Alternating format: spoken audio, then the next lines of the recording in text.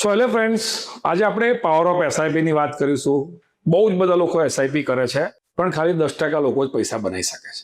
તો આપણે એસઆઈપી ની જર્નીને સમજીએ, જેથી કરીને છેલ્લા 2-3 વર્ષમાં જે લોકો આવ્યા છે, લોકોને ખ્યાલ આવે.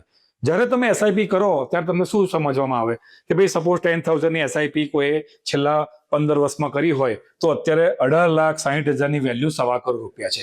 કેટલું એટ્રેક્ટિવ છે. અને આ જોઈને બધા એસઆઈપી સ્ટાર્ટ કરે છે.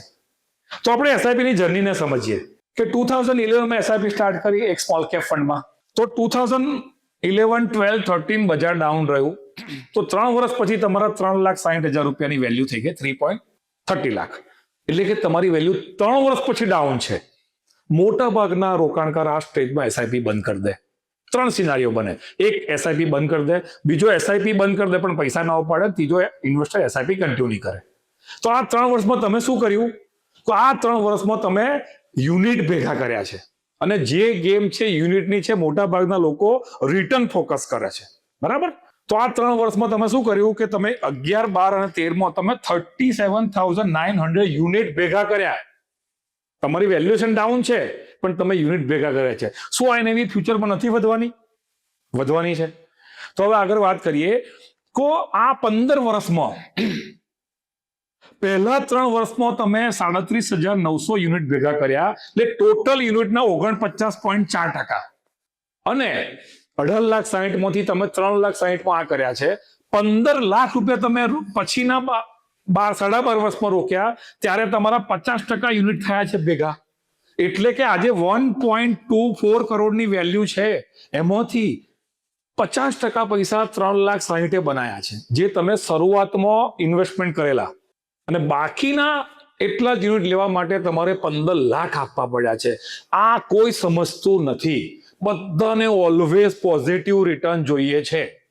સાહેબ, તમે એસઆઈપી કરી છે છોકરાના એજ્યુકેશન માટે, મેરેજ માટે, તમારા રિટાયરમેન્ટ માટે, અલગ અલગ ડ્રીમ માટે.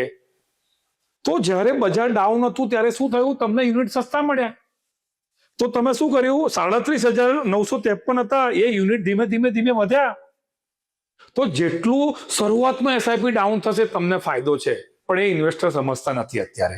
તો શું થયું કે જ્યારે 2013માં માર્કેટ ખરાબ હતું ત્યારે તમને 1100 યુનિટ મળ્યા, 1140. માર્કેટ એક વર્ષમાં સુધરી ગયું, તમને 514 યુનિટ મળ્યા, એટલે અડધા મળ્યા.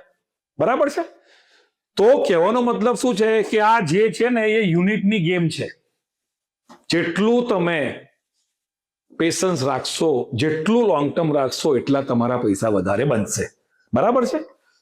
તો 2024, 25, 26 માં એનએવી વધી 173 થઈ, 167, ત્યારે તમને યુનિટ ઓછા મળતા હતા.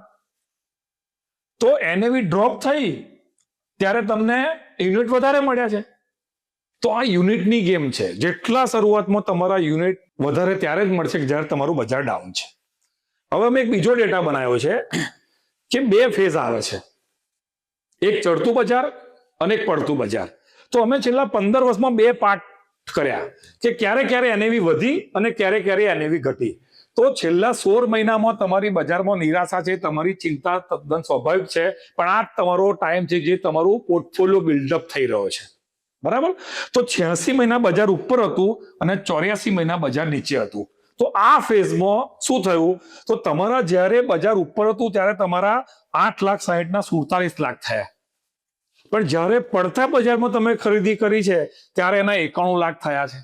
તો આ તમે આ સ્લાઇડ જુઓ. આ સ્લાઇડ બહુ જ ઇમ્પોર્ટન્ટ છે કે જ્યારે તમે ટોટલ એસઆઈપી કરી 15 વર્ષ, તો તમારા 8,60,000 ની વેલ્યુ 47 લાખ થઈ. પણ મંદીમાં જે પૈસા રોકાયા છે, જ્યારે તમે ખુશ નતા, નારાજ હતા, તમને એસઆઈપી બંધ કરવાનું મન થતું હતું, એવા ટાઈમમાં પૈસા રોકાયા 91 લાખ થયા છે. એટલે કે જો આ મંદીના ટાઈમમાં એસઆઈપી ના રોકી હોત ને તો તમારું રિટર્ન નોર્મલ જ આવત, 8-10% જ. તો રિટર્ન ક્યારે બન્યું છે કે જ્યારે તમે મંદીમાં પૈસા રોક્યા છે. તો એસઆઈપી નો ફાયદો શું છે કે બજાર નીચે હોય ત્યારે તમને આટલો મોટો ફાયદો શા માટે થાય છે કે તમને યુનિટ મળે છે. જ્યારે તમે મ્યુચ્યુઅલ ફંડમાંથી પૈસા ઉપાડો છો ત્યારે શું થાય છે? Total unit multiply by NAV. હવે યુનિટ વધારે હશે તો મેચ્યોરિટી વધારે આવશે, યુનિટ ઓછા હશે તો મેચ્યોરિટી ઓછી આવશે. તો યુનિટ ક્યારે વધારે મળશે? કે જ્યારે તમે અત્યારે રોકેલા હશે. તમે ગયા મહિને પરચેસ કર્યું 1 માર્ચે અને આજે 1 એપ્રિલે પરચેસ કરો છો, તો તમને એનએવી 12, 15, 18, 20% સસ્તી મળી રહી છે.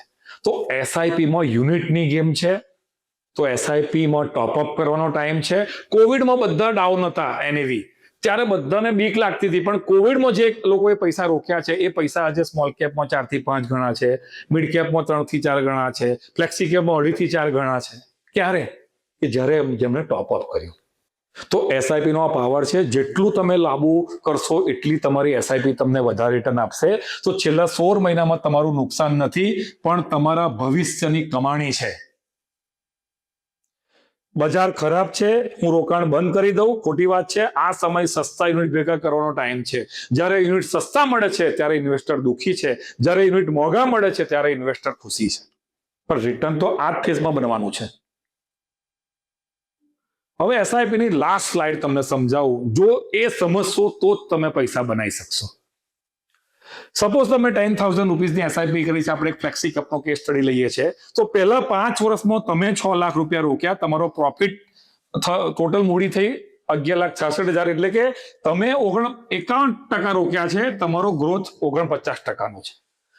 10 વર્ષમાં તમારી મૂડી 36% છે, ગ્રોથ 64% છે. 15 વર્ષમાં તમારી મૂડી 25% છે, ગ્રોથ 75% છે, એટલે કે તમારા 18 લાખના 71 લાખ થઈ ગયા છે. પણ હવે પાવર ઓફ કમ્પાઉન્ડિંગ સ્ટાર્ટ થાય છે. 20 વર્ષમાં તમારી મૂડી 15%, ગ્રોથ 85%, 25 વર્ષમાં તમારી મૂડી 5%, ગ્રોથ 95%. હું તો ફ્લેક્સી કેપ ની વાત કરું છું. મિડ કેપમાં તો 2% થઈ જાય. અને 30 વર્ષમાં તમારી મૂડી 2% છે, ગ્રોથ 58% છે. હવે સાહેબ, પહેલા 3 વર્ષમાં જ્યારે તમે રોકાણ ના કર્યું હોત ને, તો તમારી વેલ્યુ અત્યારે ઘણી બધી ઓછી હોત, ઓલમોસ્ટ 30 to 40%. તો એસઆઈપી પાવર ઓફ કમ્પાઉન્ડિંગ નો બેસ્ટ બેનિફિટ છે. એક સિમ્પલ કેસ સ્ટડી બતાવું છું જે તમને કોન્ફિડન્સ આપશે. સપોઝ તમે સ્મોલ કેપ ફંડમાં એસઆઈપી કરી 2010, 11, 12, જે મેં ઓલરેડી સમજાયું કે પહેલા 3 વર્ષમાં યુનિટ ભેગા નતા થયા, ત્યારે તમારા 3,60,000 ની વેલ્યુ થઈ ગયેલી. સપોઝ 1 લાખનો કેસ સ્ટડી બતાવ્યો છે, એટલે કે તમારા 36 લાખની વેલ્યુ થઈ ગઈ 33 લાખ રૂપિયા, 5.5% રિટર્ન નેગેટિવ. આવા ટાઈમમાં રોકાણ કરે એસઆઈપી બંધ કરી દે. અત્યાર સુધી એસઆઈપી ચાલુ રાખી તો તમારા 1,86,00,000 વેલ્યુ થઈ છે 10,64,00,000. પણ 50% વેલ્થ તમારી પહેલા 3 વર્ષમાં બની છે, કારણ કે પહેલા 3 વર્ષમાં તમે જે યુનિટ ભેગા કર્યા ને એની જ વેલ્યુ 50% છે. તો એ 3 વર્ષ જો તમે ચૂકી ગયા હોત તો તમારી વેલ્યુ 10,64,00,000 ના હોત, 5,32,00,000 હોત. તો જેને પહેલા 3 વર્ષમાં નેગેટિવ ફોલ જોયો એને વધારે યુનિટ મેળવ્યા. અને પહેલા 5 વર્ષમાં એસઆઈપી માં એક પેજ તો ડાઉન આવે જ. અને એટલા માટે એમપી નો ડેટા એવું કહે છે કે 11% લોકો એસઆઈપી 5 વર્ષ કરતા વધારે રાખે છે. 89% લોકો 5 વર્ષ પહેલા એસઆઈપી નંબર ઓફ રીઝન થી બંધ કરી દે. ફંડ બરાબર નથી, પરફોર્મન્સ નથી, માર્કેટ ડાઉન છે, વોર ચાલુ છે, પૈસા નહીં બને, આજુબાજુ વાળા તમને હેરાન કરશે. તો એસઆઈપી કરવી ઇમ્પોર્ટન્ટ નથી મિત્રો, એસઆઈપી ચાલુ રાખવી ઇમ્પોર્ટન્ટ છે. તો આ એક સિમ્પલ ડેટા હતો જેમાં તમને એસઆઈપી વિશે મેં માહિતી આપી છે.